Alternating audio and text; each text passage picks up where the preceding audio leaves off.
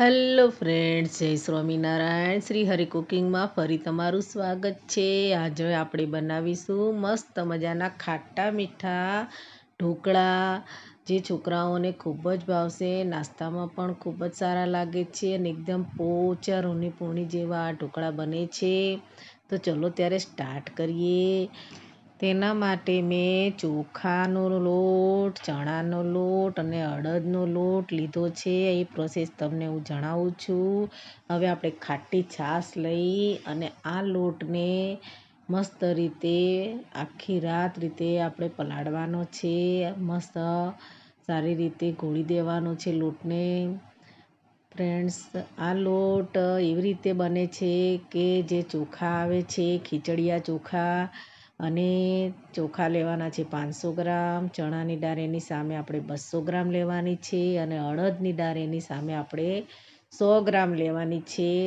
એને ધોઈને સારી રીતે તડકે સૂકવી અને પછી આપણે તેને મિક્સરમાં દળી કાઢવાની છે ફ્રેન્ડ્સ. અને ઢોકળા બનાવવા માટે હું આ રીતે દળીને રાખું જ છું. તો તમે પણ તમારા છોકરાઓ માટે ઝટપટ નાસ્તો બનાવવો હોય તો તમે પણ ઢોકળાનું આવી રીતે તૈયાર ઘરે ખીરું બનાવી શકો છો.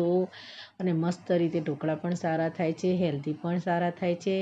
જોઈ લો ફ્રેન્ડ્સ, મેં મસ્ત રીતે ગોળ લાવી દીધો છે. મેં જે રીતે ગોળ લાવ્યો છે એટલો ઢીલો ગોળ રાખવાનો છે. છાશ અને રેડીને અને મેં 1.5 ચમચી જેટલું મીઠું નાખ્યું છે અને જીરું સેજ મસળીને આપણે રાખવાનું છે ફ્રેન્ડ્સ. આ બધી પ્રોસેસ આપણે કરી અને આખી રાત માટે ઢોકળાને આથો આવવા માટે ઢાંકણું ઢાંકીને મૂકી રાખવાના છે.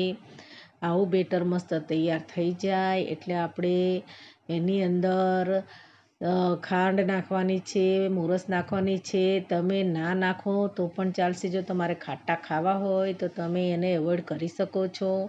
મારે છોકરા ખાટા મીઠા ઢોકળા ખાય છે એટલે મારે છાશ થોડી ખાટી હતી એટલે મેં 2 થી 3 ચમચી ખાંડ ઉમેરી છે. પાછું બેટરને સારી રીતે હલાવી અને એક સરસ મજાનું ઢક્કણ એની પર ઢાંકી અને આખી રાત માટે આથો આવવા માટે આપણે એને મૂકી દઈશું. આ નાસ્તો સવારમાં જ બનવાનો છે એટલે પ્રોસેસ રાતે કરવી પડે છે. તમારે સાંજે ખાવી હોય તો પ્રોસેસ સવારમાં કરી દેવાની.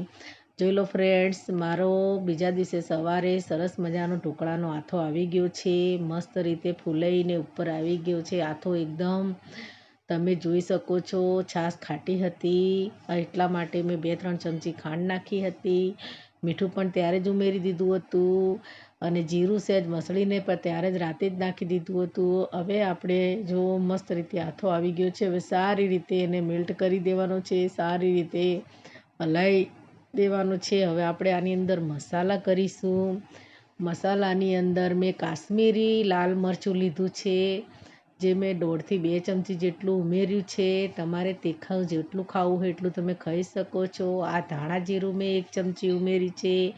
અડધી ચમચી હું એમાં ગરમ મસાલો ઉમેરું છું. હવે આપણે મસ્ત રીતે પાછું બેટરને હલાવવાનું છે, મિક્સ કરવાનું છે. અને ફ્રેન્ડ્સ, આ લીંબુના ફૂલ છે જે પહેલેથી કડાઈમાં નાખ્યા છે. તમને એક ટ્રીક બતાવું છું.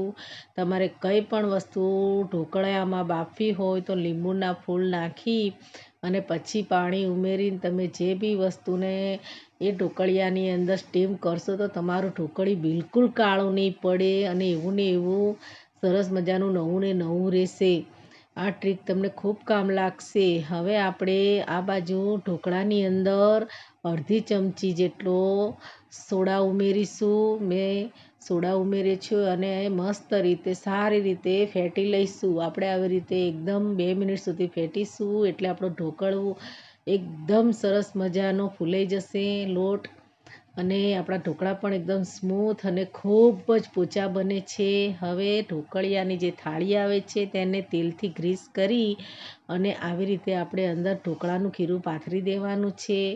મારે 2 ડીશો છે એટલે મેં 2 ડીશોની અંદર મસ્ત રીતે ખીરું પાથરી દીધું છે. અને હવે આપણે ઢોકળિયાને ફિટ કરી સ્લો ટુ મીડિયમ ગેસ ઉપર 15 થી 20 મિનિટ સુધી ચડવા દેવાના છે. પછી આપણે એક ચક્કાની મદદથી તેને જોઈ લઈશું ચડી ગયા છે કે નહીં. પણ મારા ઢોકળા હજુ થોડાક કાચા છે, મારે હજુ 5 મિનિટ રાખવા પડશે. એટલે પાછું હું ઢક્કણ બંધ કરીને એને ચડવા દઈશ. તમે પણ આવી રીતે ચેક કરી લેજો. હવે મારા ઢોકળા એકદમ તૈયાર થઈ ગયા છે. એને આપણે બહાર પ્લેટફોર્મ ઉપર મૂકી અને 2-3 મિનિટ સુધી ઠંડા થવા દઈશું ફ્રેન્ડ્સ. 2-3 મિનિટ સુધી ઠંડા થવા દઈશું એટલે આપણા ઢોકળા એકદમ મસ્ત રીતે નીકળી જશે બહાર. હવે મારા ઢોકળા ઠંડા થઈ ગયા છે એટલે હું એને ચક્કાના મદદથી ઢોકળાનો શેપ આપી દઈશ. તમે પણ આવી રીતે જો બનાવશો ઢોકળા તો તમારા ઢોકળા એકદમ મસ્ત મજાના બનશે. આમાં કોઈ વધારાની પ્રોસેસ હોતી નથી. જેવી હોય છે તેવી જ હું તમને બતાવું છું. જેવું હું જે બનાવું છું તેવું જ હું તમને બતાવું છું. જોઈ લો ફ્રેન્ડ્સ, મારા ઢોકળા એકદમ મસ્ત મજાના ફૂલાઈ અને સરસ મજાના ખમણ જેવા પોચા થઈ ગયા છે. આ ઢોકળા તમને એટલા ભાવશે કે બહુ મજા આવશે. હવે આપણે તેને વઘારવાની પ્રોસેસ ચાલુ કરીએ. તેમાં મેં 2 થી 3 ચમચી જેટલું તેલ લીધું છે. તમે તેલ કોઈ પણ લઈ શકો છો.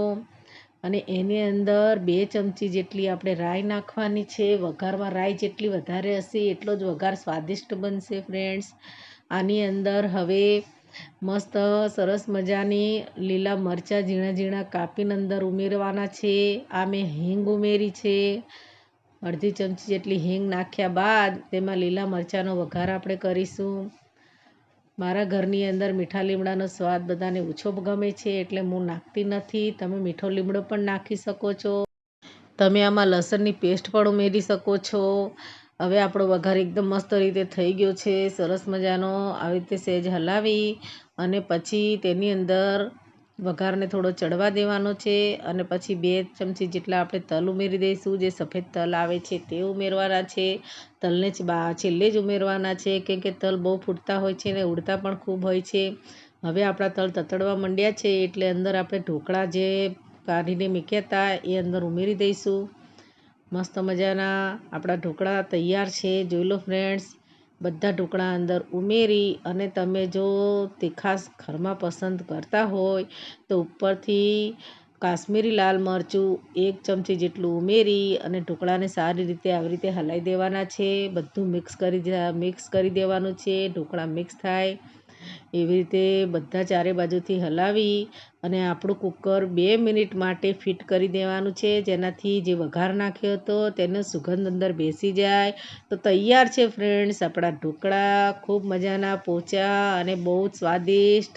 તો તમને મારો આ વિડીયો કેવો ગમ્યો? તો તમને ગમ્યો હોય તો મારા વિડીયોને લાઈક કરજો, મારી ચેનલને સબસ્ક્રાઈબ કરજો. Thank you friends, thank you very much. જય સ્વામિનારાયણ.